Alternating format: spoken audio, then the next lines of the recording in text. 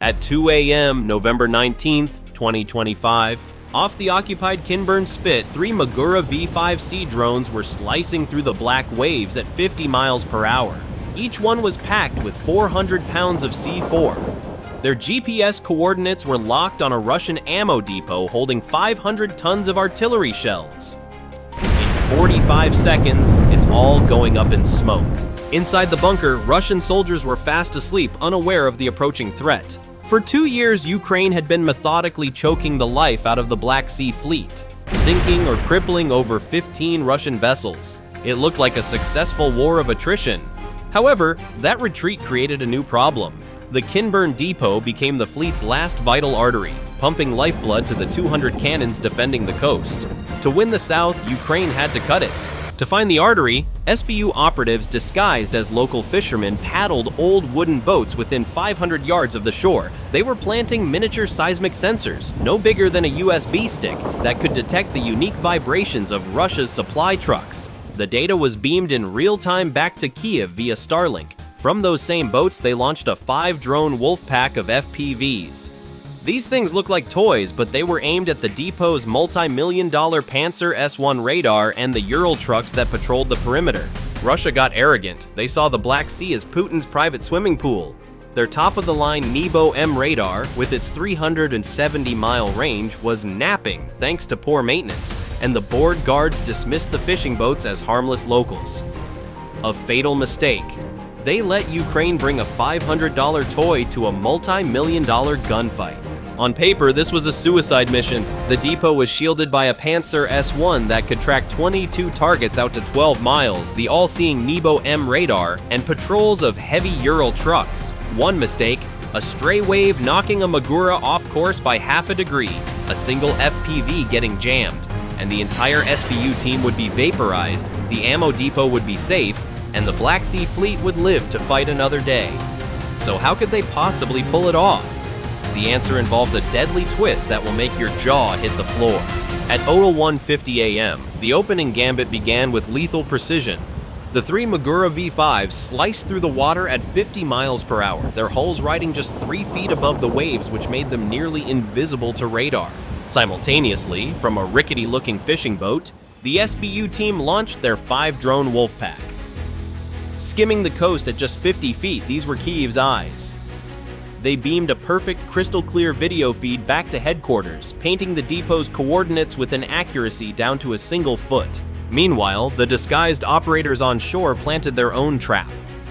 They pressed small, seismic sensors into the ground, a silent alarm system tuned to detect the specific rumble of a Russian supply truck from half a mile away. And on the Russian side, absolute ignorance. The massive Nebo M radar saw nothing but sea clutter, and the local guards dismissed the fishing boat as a harmless nobody. The whole operation was running smoother than a Hollywood heist because Russia had forgotten the first rule of warfare. Never underestimate a quiet fisherman. At 01:53 a.m., the perfect approach ended. A single faint blip materialized on a Russian radar screen. The Panzer S1 operator didn't wait to ask questions, he acted. A $400,000 57E6 missile screamed from its launch tube and vaporized its target in a flash of light. That target? A decoy FPV carrying a simple thermal flare, a ghost worth less than an iPhone. That missile launch wasn't just a shot in the dark, it was an alarm bell for the entire base. Instantly, a 5-ton Ural truck roared to life on shore, its headlights slicing through the darkness, sweeping across the water and passing just feet from the SBU boat. The operators didn't panic, they performed. They began acting like drunk fishermen waving a fishing rod erratically to sell the disguise. The rest of the swarm responded to the threat in milliseconds. The FPV switched to a chaotic, AI-driven evasive pattern, becoming an untrackable digital nightmare. Out on the water, the Maguras pressed themselves even closer to the waves, slowing their approach to blend into the sea's own Doppler signature. Russia had drawn first blood, but they'd just wasted a fortune swatting at a ghost. The bad news for Ukraine, the element of surprise was gone. The worst news for Russia, the real ghosts were still coming and now they were awake. At 01:54 a.m., with their cover blown, the SBU didn't retreat. They escalated the deception.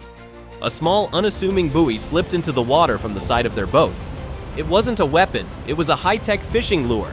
an American-made ONR device that began pinging a 10 kHz sonar signal, perfectly mimicking the signature of a panicked school of fish. The jumpy Russian operator, his screen now clear of the FPV he'd just destroyed, saw a new underwater threat. He fired another $400,000 missile at what was essentially a digital fish finder. But while that missile was still in the air, the real attack began. 2 FPVs broke from the swarm. These were not decoys. Each was a miniature cruise missile powered by high-revving brushless motors and tipped with a 4.4-pound C4 warhead. They screamed towards the now distracted Panzer. They slammed into the Panzer's 3x3-foot radar antenna, the C4 detonating with a sharp crack. The blast shredded the delicate electronics, turning a $2 million piece of hardware into a useless metal dish. The system wasn't destroyed, but it was blind. The operator switched to manual control, frantically spraying 30mm cannon fire into the darkness, but trying to hit these tiny, fast-moving drones was impossible. As the sky filled with tracers, the Maguras made their move. They switched to ghost mode. Their hybrid batteries cut engine noise by 10 decibels, and their AI-driven guidance systems initiated a constant 15-degree zigzag pattern, making them a nightmare for any Doppler radar to track. Ukraine had just blinded a $15 million air defense system using a fishing lure and 2 drones that cost less than a used car. At 01:55 a.m., blinding the Panzer had an unintended and terrifying consequence. It forced Russia to wake up its ace in the hole. High above, at 25,000 feet, a Magura V5 AWACS patrol plane tilted its wings. Its powerful Schmel M radar wasn't looking for a tiny radar blip, it was looking for heat. And the Magura's powerful 120 kilowatt motors, while quiet, glowed like a bonfire through the AWACS's thermal lens. At the exact same moment, the SBU's worst nightmare materialized on the shore. A second Ural truck, flanking them from a different direction, slammed to a halt. Its 5,000 lumen spotlight cut through the night and locked directly onto their small wooden boat, bathing them in blinding white light. They were caught. Then came the death blow. Guided by the AWACS, an S-400 missile battery 20 miles inland came to life. A Mach 4 monster, tipped with a 250-kilogram warhead, screamed into the sky. The entire mission, the lives of the SBU team, the fate of the Black Sea Fleet supply line, it all hinged on the next 8 seconds before the missile acquired a terminal lock. But Ukraine had one more trick. The SBU operator, squinting into the spotlight, sent his third FPV on a suicide run. The drone didn't aim for the truck, it aimed for a single 12 by 20-inch front tire. The 4.4 pounds of C4 detonated, and the laws of physics did the rest.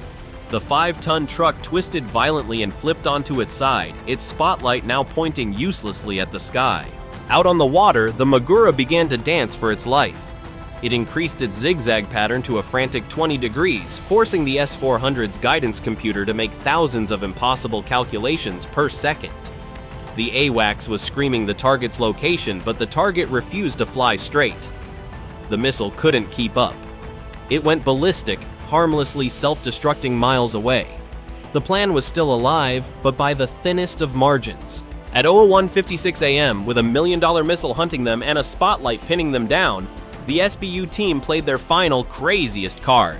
They leaned into the drunk fisherman act, stumbling around the boat.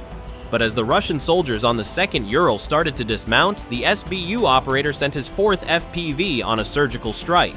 It didn't aim for the engine or the tires. It slammed directly into the truck's 500-watt long-range radio antenna, shattering it into 1,000 pieces. For 10 critical seconds, the soldiers on the beach were completely cut off, their calls for backup turning into static. That 10-second window was all Ukraine needed. Out on the water, the Magura's pilot hit the gas. A 150-kilowatt booster kicked in, slamming the drone forward with a surge of power, accelerating it to a blistering 60 miles per hour. It was no longer just evading, it was outrunning the threat. Its AI brain, running on a high-speed processor, took full control, weaving the drone through the waves like a digital serpent, making 15 course corrections a minute with a precision of just 2 feet. But the final move was the most brilliant. The last FPV, the 5th member of the Wolfpack, climbed high into the sky above the shore. Then, it deployed its final payload. Not a bomb, but a military-grade flare. It ignited with the intensity of 1,000 suns, burning at over 1,800 degrees Fahrenheit. To the thermal sensor of the A-50 circling miles above, The Magura's engine heat instantly vanished, completely washed out by this new, impossibly bright fire. The AWACS was blinded. The S-400 was targetless. The soldiers on the ground were confused and deaf. The Russians were left asking themselves, were those drunk fishermen or were they supermen? The answer? Both, you idiots! The path to the ammo depot was now wide open. The chess match was over. Now it was time to knock over the board. At 01:58 a.m., with this path clear, a single word flashed across the SBU operator's screen from Kiev: send it. The first Magura didn't slow down. It accelerated. It slammed into the depot's reinforced concrete wall, not with a crash, but with a sharp, piercing thud as it burrowed deep inside. For a split second, there was silence. Then, 400 pounds of C4 detonated. The world turned white.